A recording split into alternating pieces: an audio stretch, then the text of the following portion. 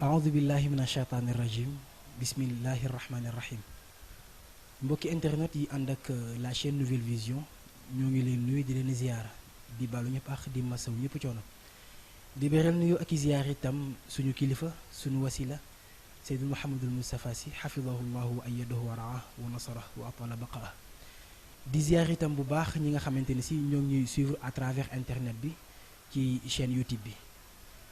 seen émission nag bi nga xamante ne si moo tudd émission Mélodie Sacrée Vision Mélodie Sacrée muy émission ba nga xamante ne si yitteem mooy dem seeti ndaanaan yi nga xamante ne si ñoom ñoo séq musique afro arabe sénégalaise ci loolu nag tey ñu doxantu jóge fu sore sore ñëw fii ci HLM 5 seeti ndaanaan boo nga xamante ne si kenn lam-làmmeewul jaroleem wala kenn lam-làmmeewul taxawaayam ci musique afro arabe sénégalaise su ma la ko présenté nga xam Abdou Aziz Diop bu firqatu jiilu jadid sang bi asalaamaaleykum wa rahmatullahi wa barakatuhu aouzu billahi min alsheytaan irrajim bismillahi irrahmani irrahim alhamdulilahi rabbil alamin wasalaatu wasalaamu ala sayidi al awalin wal axirin sayidina muhammad wa ala alihi wa sahbihi wa man tabiahum bi ihsani ila yawmi din mbokk yi nga xam ne ñëpp tey ñi ngi nekk di suivre seen chaîne YouTube Nouvelle Vision ñi ngi leen di fekk kenn ku ci nekk fa nga toog rek di la jox suñu loxoy xol di la ziar di la baalu àq di la baal di ñaan suñu borom baax mi boole ñu jéggal ñun ñëpp ci barke sangu sang yi kooku mooy Seyduna Muhammad sallallahu alayhi wa sallam ñu ngi koy waxee léegi xam naa di nuyu nag suñu xarit suñu soppe suñu sëriñ di ko ziar bu baax di ko Cheikh Seydou Mouhamadul Moustapha Sy hafidullah wa ayidu wa raa jërëjëf sang bi ni nga ko ñaani am na solo yal na yàlla nangu ko beral na ñu it waa kër gi bu baax ak ci yaatal gi nga xamante ne si yaatal nañu ko sang bi mu nekk premier numéro boo nga xamante ne si ñoo ngi koy def ci émission mooy émission Vision Mélodie Sacrée di émission boo nga xamante ne si yéen rek yéen a ko tax a jóg nga nekk musicien nekk di yëngatu ci wàllu musique arabe balaa dara ma bëgg xam kan mooy Abdou Aziz Diop. waaw Abdou Aziz Diop dafa nekk benn ndongo rek boo xam ne nii dafa juddu rek bëgg musique waaw bëgg ko bi mu juddoo ba léegi juddoo nag ci famille boo xam ne ña ci ña ca nekk ndaanaan bëri waaw ña ca génn ci famille ba ñu ràññee leen ci àdduna bi partout ku ci nekk ak genre musique bi nga def bon loolu yóbbu woon ma nit ba ma yaakaaroon ne sax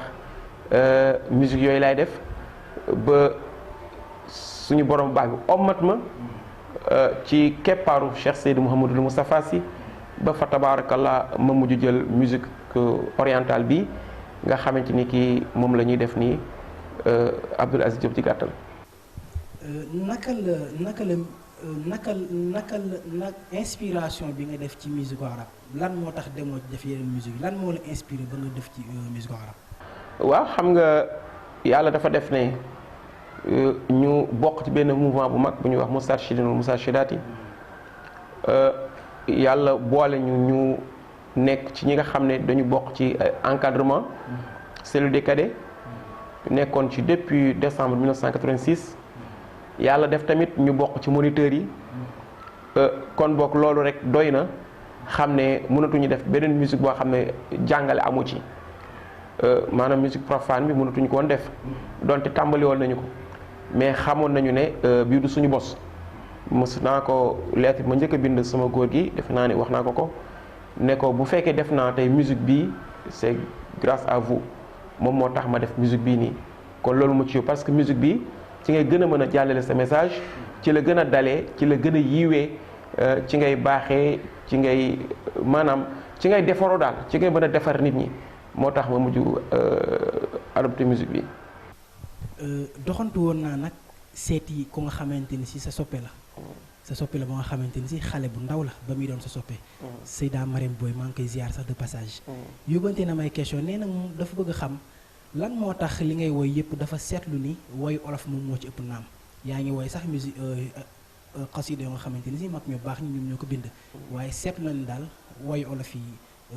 ràññeeku na ci mën naa ci tudd lu mel ni ki waa Fass bi ne woy Julien Zouga woyoon ko nga jël ko defar ko ba mu gën a jekk ak kilifa exemple la ci. waaw xam naa ne ci tontu loolu dañ koy faral di wax ne Abdoul Aziz li muy wéy ci olof dafa bëri xëy na dafa gën a fës rek mais est-ce que olof bi moo ëpp parce que bu ñu koy xool defe naa def naa buleel buleel arab la def na Ahmad Mazayahu te kooku tamit du olof boo xoolee tamit def nañu lil anchiqin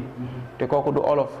boo xoolee def nañu sallu ala al Mustafa te kooku tamit du olof boo xoolee def nañu lam yabdu mislu Mustafa Muhammadin te kooku tamit du olof boo xoolee def nañu abada buruux te kooku tamit du olof kon bu ñuy xool dafa mel na arab bi mu xaw ëpp olof bi dafa tolloog olof moom dafa nekk li ñu gën a jege nekk lu ñu gën a jege te thèmes yi nekk loo xamante ni ki neex na nit ñi loolu moo tax ñu gën cee daw mais boo xool dafa mel na arabe bi moo ëpp olof bi waaw. dëgg la waaye nag naam dëgg la sax waaye fi ngeen koy jaar parce que soppee tamit bëgg nañ di déglu musique yi seen xol di neex naam waaye way bu ci mel ni que kilifa macha allah way bu jàll la naka la inspiration bi dikkee bëgg naa sax xam bu dee sax kan moo ko bind ci gàttal. waaw kilifa nag dafa nekk morceau boo xamante ni ki moom it àdduna bi yëpp bëgg nañu ko ki ko bind mooy sama parolier bi rek ku baax kooku lay Babacar Ndiaye di sama xarit di sama soppe ndeysaan ndandaar bu mag bi moom moo ko bind te est-ce que xam nga ni kilifa sax moom la ñu moo jiitu tarbiyu te xam nga nag kilifa moom mi ngi génn 2013 mi ngi génn 2013 te bi may génnee tarbiyu ñu ngi ko génnee 2006 te avant may génnee tarbiyu boobu kilifa mi ngi fi boobu jot naa écriture yooyu mais dafa tolloo nag boobu temps ba ni bëggoon naa génne sama écriture au lieu que may jël beneen écriture loolu moo ñu yóbbu ci ñu jiital tarbiyu ba pare teg ci kilifa mais li jaadu woon sax mooy kilifa jiitu après tarbiyu ñëw ci ni nga xamante ni ki noonu nga xoolee morceau bi moom daal ci gàttal ki ko bind mooy sama xarit boobule di Babacar Ndiaye kilifa nag di wax façon bi nga xamante ni moo la ñu war a tànnee kilifa ndax xam nga Sénégal dafay dëkk boo xam ne ku jóg rek ñu topp la te nag kilifa bi nga xam ne moo la war a yóbbu ci yàlla dafa am nu mu war a mel am critères yoo xamante moom la ñu tànnee kilifa gi nga xam ne mu nga bëgg mu yóbbu la ci yàlla loolu moo taxoon ñu nit ñu accepté woon def morceau mel noonu. dëgg la nag pourtant nag boo seetloo waaye la boo xamante ne si dafa tëddee njaaxaanaay. ndax tuddoo ci turu kenn ba ngay commencé. bi mu demee ba ci fin bi la ñuy dégg Mouhamadou Moustapha Sy kooku mat na kilifa kenn du ko jënd du jaay ngorom xaw ma bëgg naa sax waa ko nga jaar fa rek may ma benn acapella rek. ci kilifa boobu ñu ziyaare ko sax suñu kilifa. ah waaw kooku moom dinañ ci kontaan comme ni nga ko waxee dëgg la. am na ñoo xam ne tamit thème bi bu ñu ko xoolee yóbbuwuñu ko ci sufiyanke yi mais dañ ko yóbbu ci famille yenn saa nga gis ci commentaire yi ñoo xamante ni ki dañ ko yóbbu ci famille kon boo comme boo nee dafa tëddee jaaxanaay que ñu mën ko gëm. kilifa na mat kilifa na wóor kilifa na am xam-xam kilifa gu mat sëkk li mu doon dafay dundal diine ku am ku baax. jàppal bu baax mooy tax nga mën jëriñu lamp nga neel ci biiri néeg fépp lay leer kon lu àdduna ak feneen li gën du mooy kilifa bu charte yi daje ci moom nga def ko muy kilifa kilifa na mat kilifa na woon kilifa na am xam-xam kilifa gu mat sëkk li mu doon dafay dundal diine ma ne jafe na lool ci jamono bi nga gis ku mat kilifa Muhammadu al Mustafa Sy kooku mat na kilifa ndax kenn du ko jënd du jaay ngoram borom bi rekk lay xool dëppook yonen ci jàngaleem te roy sunnaam ci lu biru kilifa na mat kilifa na woon kilifa na am xam-xam kilifa gu mat sëkk li mu doon dafay dundal diine. barakallah macha allah waaye Abdou Aziz ñu gis ne ci morceau boobu noonu mooy li nga wax rek xëy na temps bi duñu ko may ñu yaatal ko mais way bu tëddee njaaxaanaay la. ndax boo dee ba ci fin ba ngay doo jox critère yi nga xamante ni si moom la kilifa di am. beneen question bi ma nangu waate ci sa soppe boobu ma lay wax noonu Marème Boye mu ngi laaj artistes yi dafa seetlu ni lan moo la may doole wala lan moo la dooleel ci at bu jot macha allah ngay dem lu ci mel ni ki Sorano gis nañu artistes yi choisir yeneen milieu bu dul boobu mais at bu jot daal macha allah allahumma la aduru ngay am doole di dem ci Sorano di tëgg ay concert annuel dañ laa doole wala sa fond bopp la. waaw xam nga ndaanaan moom dafay am bés. loolu du ñàkk te comme ni ma la ko waxee dañu nekk lu ndaw bëgg musique bi daan xool ndaanaan yu jëkk yi daan leen suivre bu baax a baax ku ci nekk di xool sa jaar-jaar ñu gisoon ne tamit Sorano dafa nekkoon rêve bu mag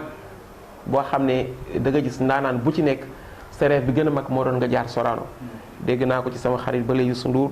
mu koy wax jour bi mu njëkkee dem Sorano te def entrée ñëw fekk saal ba fees nee na bokk na ci bés yi mu gën a kontaan parce que jàppuloo ne xëy na sax dina fees pour wax la rek ne la dafa nekkoon rêve boo xamante ni kii dafa yàgg ñu nit ñu waxoon ne bés bu ñu amee fu ñu toll dinañ ko def moo tax 2016 lañ ko jëkk a def donte joué nañ ci salle yu bëri te tamit joué nañu Sorano boobu moo doon xëy na suñu 6e fois ñu di fa joué mais doon programme Abdoul Aziz Diop boo xam ne moo ko moomaloon boppam mais suñu premier anniversaire sax bu jiilul jadit Sorano lañ ko defee kooku 2002 la woon kooku yàgg na nekkoon nag sama rêve man ma taxaw fa nga xam ne sama bésu bopp la bon loolu moo ñu ci yóbbu daal mais bu dee tamit jàppale bi moo xam nga Sénégal ni mu demee musique afro arabe bi presque jàpp guñ ci niñ ci war a jàppee bon dañuy góorgóorlu rek wóolu suñu kilifa rek daal di jóg fa tabaarakallaa ci barkeem daal ci la ñuy taxawalee mbir yooyu. wallaay pourtant sax may ma sax ma laaj la question bi lan moo tax musique arabe ba léegi naam ay jéego yu rafet mi ngi commencé am parce que ay gis ay xale yu ndaw def ay orchestre di génne ay borom mais lan moo tax musique arabe ba léegi fi mu war a yëg dëgg yegg ko fa retardement bu ko waral. problème mooy rek parce que ñi ci war a jàpp ñu jàpp ca mbalax ba mu sori ñu jàpp ca rab ba mu sori ñu jàpp ci folklore daal mu sori ñoo ci jàppagul parce que pour promotion bi moyen la xaalis bu bëri la alal gu bëri la boo xam ay millions la ndax xam nga génnee album nga teg ko ci yoon ñu dëgg boo xamante ni ki gannaaw bi nga paree arrangement fay studio dem ci production ba mu daal di génn nga dem jënd ji hologramme def sa taxi yëpp daal di teg génne say affiche génne say flyers def say panneau publicitaire dem ci télévision ba def publicité dem ci rajo ba def publicité kooku saawaay xaalis bu bëri la ba pare nag daa def sa conférence de presse lancé album bi woo ñëpp ñëw sa classe gi te ku ci nekk nga xam ne da nga ko war a jox transport am ndax yaa leen woo def sa cocktail de presse lancement album boobu tamit daf lay coûter dara. Abdou Aziz mbas mi yàlla wàccee ci àdduna bi. yàlla na ko yàlla saafaral boppam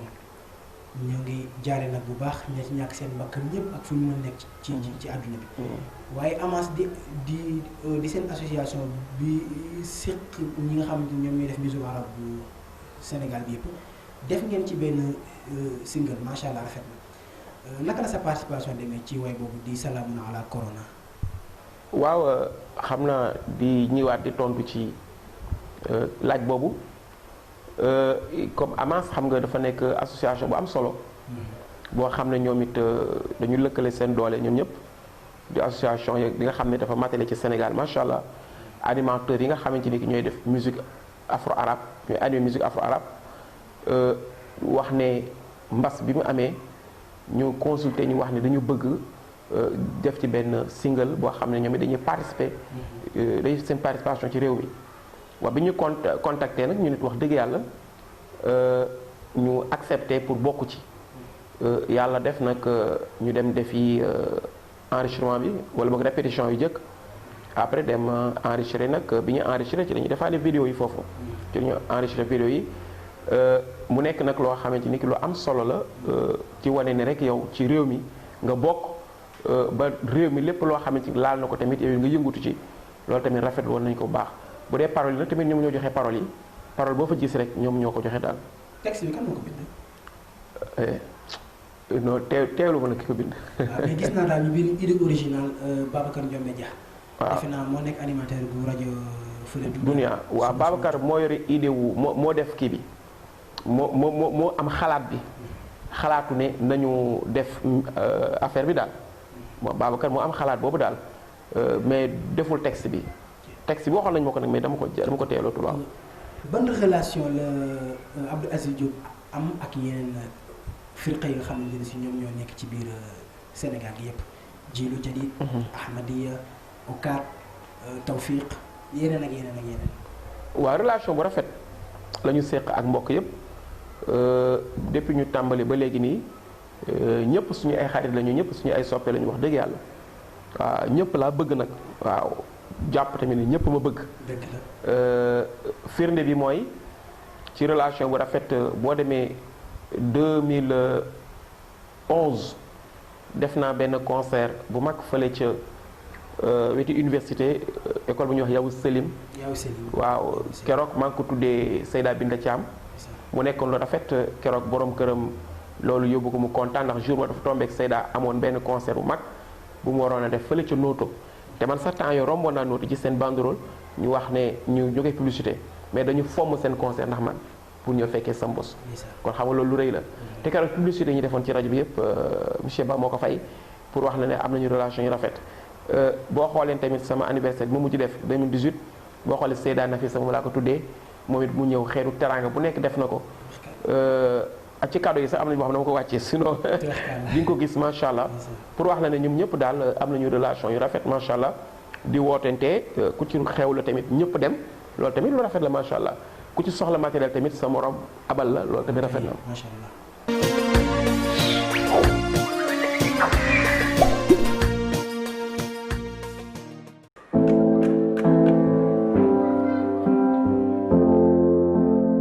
jamono dafay dox kon yow it da nga war a dox ànd ak moom loolee waxal Diop Tri Service Talla Diop dugal ci loxoom bu baax moom dafay jaay mboolem xeeti matériel électronique yépp am na ay portable ak yamuy àndal ci marque boo soxla ay casque Bluetooth ay AirPod ay machine photocopie ay frigo moo xam vertical wala horizontal ay écran plat ci dimension boo soxla am nañ ay clavier yu ànd ak ay souris xoolal ma ventilo yi baax na lool ci tàngoor bi dara waratu la rëcc moo tax gaawal jëndi caméra de surveillance yi am nañ ay machine à laver ndax fóote loxo dafa xew yi am nañ itam ay éclairage public am nañ itam ay PlayStation lu aju ci xeetum po. Diop Tri Service itam am na mboolem bërëbi xeeti transfert d'argent yi ak bu mu mën doon da nga soxla numéro 77 la 426 12 39 wala 77 056 58 51 wala 76 134 06 06 Diop Tri Service mi ngi nekk fële ca Caaroy jumaa ja ginnaaw kër Etienne jàkkaarloog jàkka ji seeti ko gaaw balaa laa yëf yi di rëcc.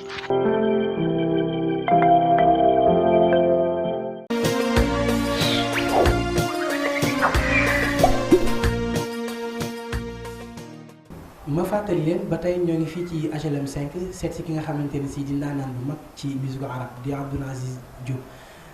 sama téléspectateurs yi nga xamante ne si ñoom may seetaan à travers chaîne YouTube bu la Nouvelle Vision ñi ngi woote Abdou Aziz xam naa da ngeen tàyyil bëgg naa sama ndaanaan bi mayaat ma beneen acapella bëggale ko ñi nga xamante ni ñoom ñoo may seetaan ma doog a ñëwaat ci yeneen laaj yi ban nga may rek ma bëggale ko sama téléspectateurs yi. alhamdulillah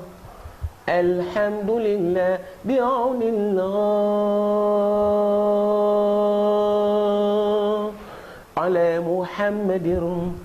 ala muhammadin rasulillah summa salatuhu ala al-mukhtar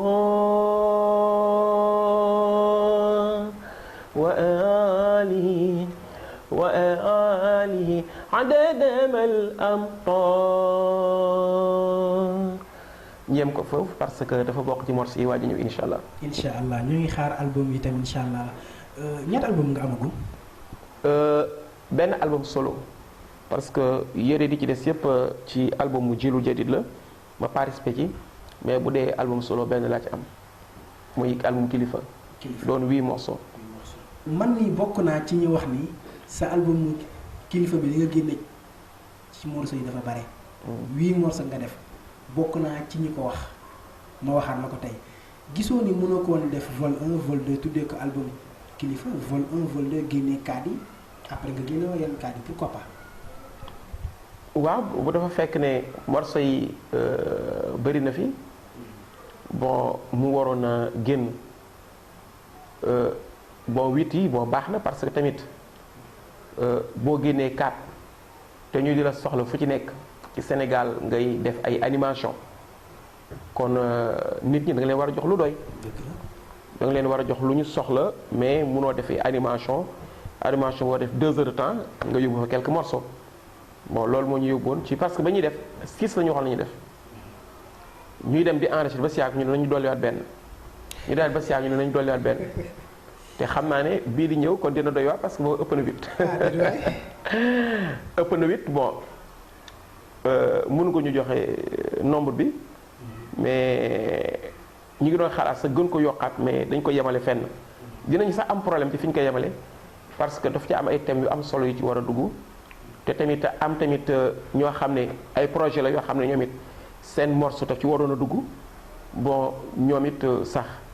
dañu xamul lu ñu koy def parce que bu ñu ci duggaatee dafay ëpp daal bu ñu dugalee waatee dafay ëpp bon ñooñu dañuy xalaat ne nañ ñu mayaat fekk 1 an ñu mën a génnee sax benn single pour ñoom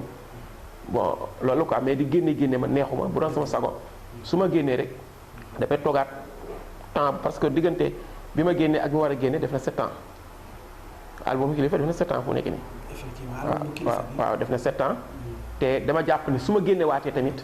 war na mën a defaat beneen 7 ans moo tax man damay def lu am fula rek taxaw. bala may sori sax mbas mi nga xamante ni si yàlla indi na ko ci dëkk bi ak seen par rapport ak seen activité yi naam sax laal na leen mais lan na la yàqal dëgg-dëgg. waaw comme ni nga ko waxee mbas mi defe naa ne suñu borom de moo doon wane kàttanam waaw suñu borom moo doon wane dooleem ci téye gi mu téye àdduna bi defe naa sax am na ndaanaan yu bëri yoo xam ne wax nañu wax bu mel noonu yàlla moo ngi wane boppam ci téye gi mu téye àdduna bi boo demee sama chaîne YouTube di nga ko fekk ma def ci lu mel noonu bi muy ñëw nag fekkoon nañu ñu nekkoon ci lancé bu amoon doole ndax dañu doon def benn tournée nationale boo xam ne ci la sotti album bi sax waroon a amee ci biir tournée bi yàlla def ñu commencé une tournée bi le 7 mars daal di koy jëkkee def fi ñuy wax Ziguinchor def fa concert bu neex macha allah ñu jógee Ziguinchor daal di dem Gambie waa Gambie ñoom it wax dëgg yàlla macha allah ñu teeru bu am doole dalal ñu fu am solo ñu def fa tamit concert bu rafet ci seen salle bu am solo boobu macha allah ñu jógee Gambie ndeysaan dem Kaolack gis nga fañ ko defee ñoom it mu am solo trop bi ñu demee Kaolack ba 5 heures di jot ci la ñu dégg chef de l'État wax ne maanaam mbir mi la arrêté nañu affaire yi mu jur nag perturbation bu mag keroog jour boobu suñu concert boobu mu nekkoon concert bu metti sax def nañ ko mais dañ ko moitié concert daal lañu def mu metti trop ñu ñibbisi nag mu yàq tournée bi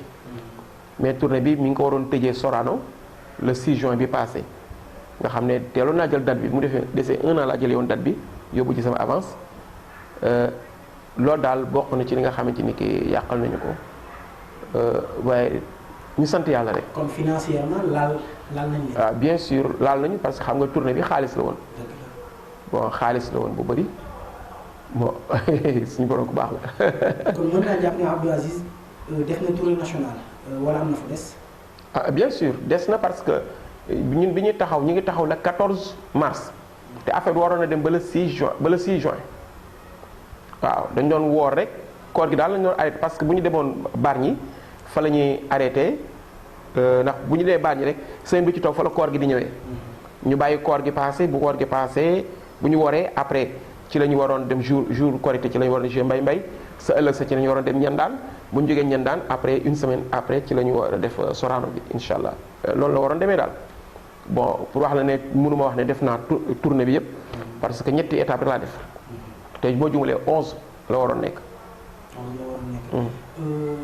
mais bu fekkente ne un tournée internationale moom defagoo ci benn. mësagoo génn Sénégal xanaa par Gambie mosoo dem feneen ci àddina bi. waaw Mauritanie def nañ ko daaw Algérie def nañu ko moom it dafa xaw a yàgg tuuti parce que def naa 2007 la woon. Algérie 2007 la woon Pape Mohamed Ndiaye. waaw kooku sama waa ji. kooku njaayaanu mag bi la mu def Algérie kooku ma nga fay tege. waaw sama waa ji waaw la mu fa def ma nga fay tege. waaw moom tuuti des mu daaneel hôtel ba ci lekk dama koy tooñ sama waa ju baax la ndeysaan. mës naa ko dégg sax ci benn émission muy wax sax moo ngi seede lu mel ni nga wax. xam naa daal bëgg woon a wax carrément ni mu demee. mais yow su ma déggee ni nga wax ci laa doon comprendre kon xar na foofu kon. waaw invitation la woon daal bu ñu fa amoon. mais invitation bu neex la woon macha allah wax dëgg yàlla ndax état moo invité woon état. loolu la état moo invité Djily Diadit. waaw état la quoi waaw ministère de la culture bu nekk foofu. moo invité woon fii ministère bi daal dañuy jox ñu dem quoi kon dañu demoon représenter Sénégal. waaw bokkul ak yeneen festival yi nga xam ne da nga doon demal sa bopp. loolu moo tax mu doon am solo ñu dalal la ci hôtel bi gën a mag ci réew ma. fonk la trop. ba pare teg ci gis nga délégation lay nekk. booy dem ni nga koy gisee bu président di bouger arrêté oto yeeg yi ni mel moo tax waa Djily Diatit kontaan nañu trop. ñu meloon nag dañu leen dugal aljana. jékki-jékki di ñëw ñu dugg Sénégal ñu ne dugal nañu leen safara. waaw gaa ñi kay ba ñu dellu see moom seen dellu si bi xawoon na doy waar mais parce que amoon na solo trop. parce que dem ñu dugal la étoile 5 étoiles. jox la gëdd boo xamante ni ki nii daf la yéem protocole bi yéeme lool. waaw ñu fonk la lool. waaw nga ñëw nag ba ñëwee nag dañu doon bëgg yu fi di continuer. mais waaw mais suñu borom moo ko tuddee noonu. nag dafa yam fu mu yam nag. jërëjëf àdduna waaye bëgg Abdou Aziz Djily Diatit dafa mel ne yow rek la ñuy gis ana ñeneen ñi. Non gaañaa ngi ci de waaw ku mel na Seyda Amina mi ngi ci Djily Diatit nga gis ko xam nga def na fi 3 singles yu am solo ku ci mel na Mouhamed Ndiaye dafa tukki rek. mais dafa tukki rek mais bu ñëwee incha allah fa tabaarakallah ku ci mel na Ibrahima Cissé moom it nekk koo xam ne ndaanaan bu mag la dafa tolloog moom it li ko dàqal mooy léegi micro bi. muy waaw Cheikh Ibrahima Cissé. waa ku ci mel na Khadijatou Lo moom it nga xam ne mi ngi préparé ay mbir yu am solo bon ñooñu ma la fi tuddal ku ci mel na Seyda Amina gis nga ne mi ngi préparé ay mbir. mi ngi wàcc dafa tolloog. dama nekk ci benn projet moom it mu toog di xaarandi sama projet jàll na ko parce que Djily Diatit noonu lay demee bon boo amee projet da nga koy jox le manager Assane Gueye daal di xool ku ci nekk temps bi nga xamante ni ki moom la Djily Diatit di jóg ci sa mbir daal bon loolu moom moo tax ñoom ñëpp ku ci nekk stand by di xaarandi Abdoul Aziz pare yow it nga daal di ñëw mais gaañaa ngi fi. Abdou Aziz sa diggante ak soppe yi am na ci kenn koo xam ne sax ñëw na fii léegi lu leen di si ak mën nga xam naka la sa diggante ak sa France bi AAD boobu. waaw ñooñu am solo lañu jàppale ma trop mooy fan club AAD national international nekk ñoo xamante ni kii def naa ne bañ ko tàmbali léegi xaw na duré parce que 2012 la nga xam ne seen président moo fi jógee léegi nii di Samba Ndiaye nga xam ne moom yàgg nañu trop macha allah ñuy def liggéey bu am solo jàppale ma ci saa yoo xamante ni kii album génn na. waaye jàpp ci événement boo xamante ni ñu ngi koy préparé nga xam ne dañ ci def à fond 100% ñu ngi kontaan bu baax ci ñoom macha allah. jàppalante bi ci sa diggante ak ñoom seen xalaat la wala c'est financier wala lépp la wala nu mu demee. non seen xalaat ak seen doole dinañ jël seen doole def ci dinañ jël seen xalaat tamit def ci mbir mi maanaam lépp lu ma taxawal rek dama gis dañ ma ciy gunge bu baax a baax macha allah boo xoolee sax ci. Daniel Sorano at mu jot gâteau ba ñoom ñoo koy indi. waaw bi ñu ko jëkkee def ma bett yaakaaroon naa ne fa lay yem mais 2e anniversaire bi tamit ma daal di gis ne indiwaat nañu ko gâteau boobu nga xam ne sama yaay ju baax jooju di maman Kine ndeysaan moo ñu koy daggal ndeysaan sexal ñu ko. fa tabaarakala boole ci di ñu ñaanal. bi yoon nga gis ko sama boole ci di ci wëy loolu rëy na trop si ñun. ci côté way parce que gis nañ ne. naam sax yombul waaye lan moo tax bari na ay artistes yoo xamante ni si boo leen di gis néew doole yegg na ba ci bon mën naa sax laal lu ci mel ne kii ci ay lii matériel yi bon ay clavier guitare basse yi bon ak yeneen yi ñu demee noonu ban jafe-jafe ngeen di am ci bu ngeen tëgg ko concert ak bagage yu mel nii parce que dafa mel ne yomb leen nag. waaw xam naa am nañu mu yomb mais am nañu mu jafe man de méttoon na trop si man wax dëgg yàlla waa Sénégal ñi ngi may dégg xam nañ ne wàllu matériel méttoon na ci man parce que dañu tollu benn temps boo xam ne jiilu jërit matériel bi presque dafa yàqoon bi mu yàqoo yàlla def nag ma jublu ci doon préparer album ak yeneen spectacle yi mais métti woon na ci man trop yàlla xam na ko mais léegi nag suñu borom jàppale na ma ci barke Cheikh Seydi Mouhamadou Moustapha Sy bi may pare pour dem tourner yàlla def na ne boobu métti woon na parce que amoon dara waaw mais moom Serigne Babacar Sy moom Serigne Moustapha dafa wax ne Serigne Babacar Sy moo dugg ci ruuxam fayee ko Serigne Cheikh Ahmed Tidiane Sy Maktoum yaa ngi may dégg Serigne Babacar Sy nekkoon borom les 5 dernières minutes Serigne Moustapha Sy jël ko ci bu baax bi may def tournée bi waxtaan ak Sénégal yépp fekk ne awma matériel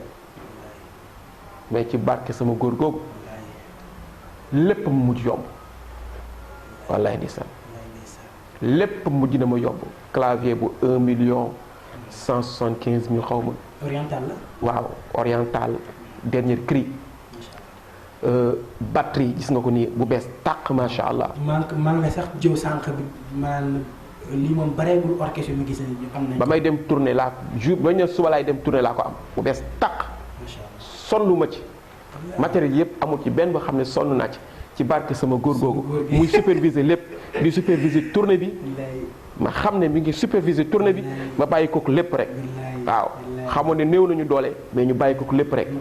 mu indil ñu moo tax ba ñu demee ba ñu teg orchestre bi xool ma xool rek xam ne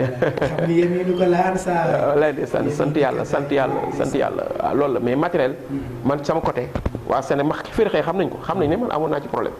mais alhamdulilah ñu ngi sant yàlla. lan ngay wax jeunes yi nga xamante ne si ñooy soog a jug di tëbum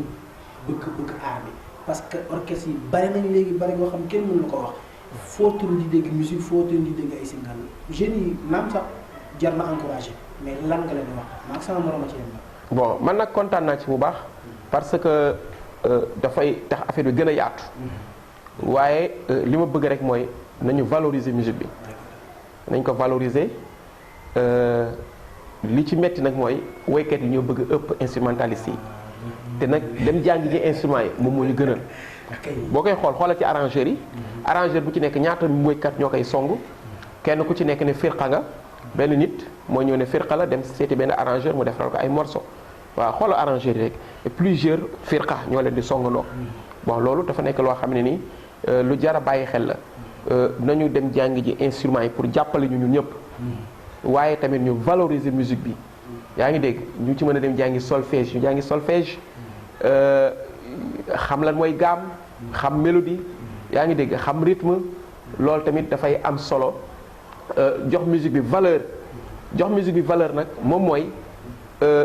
bul nangu di bokk ci yenn yi yow ci sa bopp yaa war a am valeur yow ci sa bopp yaa war a am valeur di xool ni ngay solo di xool ni ngay doxee di xool say comportement am loo xam ne bu ko nangooti yaa ngi dégg bu ko nangooti jox ko valeur di xool sa oto yi ngay dugg yaa ngi dégg bañ a yomb benn yomb bi loolu valoriser wul musique bi parce que nit ñi li ñu koy faral di wax plus bon plus cher nit ñi lu gën a am lu gën a cher lañu xam du dëgg kooku tamit ñu bàyyi ci xel bu baax a baax bu ko defee nit ñi tamit mënuñu fonkal ñu nit li nga xamante ni moom la ñu yor. daanaka ñu ngi si cappaandawu émission bi nga xamante ni si mooy vision mélodie sacrée xam naa lu mat ci ñaari minutes rek benn bi dama lay jox rek nga mayaat ma beneen acapella boo xamante ni si dama koy ànd ak sama mbokku téléspectateurs yi ànd ak la chaîne Nouvelle Vision ci chaîne YouTube bi nga mayam benn acapella rek boo xamante ni si dañ koy tàggatooy balaa ñëw ci kàddu yu mujj yi. man ne réew mi na ngeen ma baal dama dem géej dugguma gaal mënuma fay réew ma mbaal mbaa dégg ngeen olof yi du su géej gi bëgg ma jaaxal ma yàqamti bëgg ca dal te man moom ba may xaleel musuma génn baawal gi ndox mi di tëb di dal mel na lu may bégal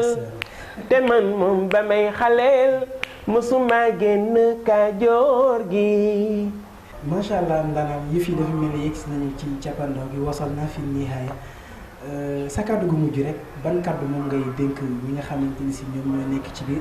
di waaye nag yow moo xam daal kàddu booy lancé même ba ci ministre de la culture bi nga xamante ni tey waroon nañ war ñu jot ndimbalam ak yéen déggoo sa kàddu gu mujj daal. waaw li ñuy wax rek mooy di kontaan bu baax ci émission bi bu waa Nouvelle Vision ak émission bi di Vision Mélodie Sacrée fa tabaarakallah di ñaan rek yàlla na dem ba nekk télé bu mag boo xam ne àdduna bi yëpp dañ koy seetaan yàlla na ko suñu borom baax bi def ci barke Cheikh Seydi Mouhamadul Moustapha si hafizullah wa idoora fa tabaarakallah di kontaan baax nag ci émission bi nga xam ne ci biir chaîne bi la nekk di Vision Mélodie Sacrée fa tabaarakallah di émission boo xam ne tamit moom it ñu ngi koy rafetlu di ñaan moom it mu gën a jëm ci kanam bu ko defee di kontaan bu baax ci suñu mbokk artistes yëpp wax dëgg yàlla di kontaan bu baax tamit ci firqatu jiirul jadid bi Dakar ak seen manager Hassan Gueye ak tamit le grand claviste Adama Loum borom Basit Production ak di kontaan bu baax tamit ci Babacar Ndiaye sama xarit sama soppe Seyda Amina waaw Babacar Ndiaye bëgg ceeb wax dëgg yàlla kooku moom loolu du ko fooye sax wala ganaar ànd naag moom Mauritanie daaw ñu war a jouer Mauritanie waaye kër gu ñu dem di nuyoo ñu naan ko Baba Ganaar nekk Baba Ganaar lañ ko fa wooyee ndax xam nga soxnaam bu njëkk ma nga Mauritanie ay waa këram ñu ngi Mauritanie ñu miin ko fu bu baax mu nekkoon ca daara ja foofu ñu dem ñu naan ko Baba Ganaar ndeysaan nit ku baax la di nuyu bu baax ñoom Khadilo Abdourahmane Touré Gré di nuyu membre jiirul jadid yëpp daal fa tabarakallah Abbas di nuyu bu baax suñu chef d'orchestre ba di Modou Gueye ñëpp ñu ngi leen di ziar bu baax a baax Mor Indo le grand tumbiste moom it ñu ngi koy ziar bu baax a baax di kontaan bu baax a baax jërë ngeen jëf. jërëjëf Abdou Aziz émission bi nga xamante ni si moom la njëkk a def ci émission Vision Mélodie Sacrée ci la Nouvelle Vision nga nekk premier invité bi ma nekk premier animateur bi kontaan naa baax na ci dalal gi ma dalal macha allah lan nga yëg. waaw kontaan bu baax ndax njëkkee dafa am solo te premier numéro ñu xalaat ñu loolu tamit daf ñu neex trop. ñun tamit ñu ngi ciy bég bu baax parce que li ñu defal nii. exclusivité la. merci beaucoup exclusivité la ñu ngi ciy kontaan itam bu baax di la sant bu baax di la remercier itam di ñaan yàlla mottali rêve yi yàlla mottali yéen incha allah ma lay wax rek bul tàyyi benn yoon ci jamono ba nga xamante ni soxla nga la Nouvelle Vision ci say programme déjà ñu ngi ci 2000 abonnés te ñu ngi ñaan yàlla mu gën koo passé ay ak nombre d'heures yi nga xamante ni soxla nañ ko waaye nag koo am nag sa ay xarit yoo mën nga wax ne itam ñu abonné ci la chaîne Nouvelle Vision di seetaan émission yi te di ko partagé dina ci baax xam naa rek loolu moo aju woon ci émission Vision Mélodie Sacrée fii lay yem seet nañu ki nga xamante ni si moom mooy Abdou Aziz Diop fii ci HLM 5 ndaanaan ci biir ndaanaan yi ndaanaan la ba nga xamante ni si kenn na tablewul bi nga jaloore gi nga xamante def na ko ci musique arab di Abdou Aziz Diop ñu fekk si ko fii ci biir këram di HLM 5 ñoo ngi koy sant bu baax a baax ci teewaayam ak taxawaayam ak disponible bi nga xamante ni si am nañ ko moom di remercier na baax a baax suñu premier sponsor bi nga xamante ni si mooy sponsorisé émission bi di waa kër Maktoum tubaarkàlla sañseen ma nii nag soxna yére bi tubaarkàlla mu am solo loolu yéen a ngi koy gis ni yow mi soxla numéro mën nga ko jël 77 la 036 64 85 wala numéro Tigo bi 76 152 39 19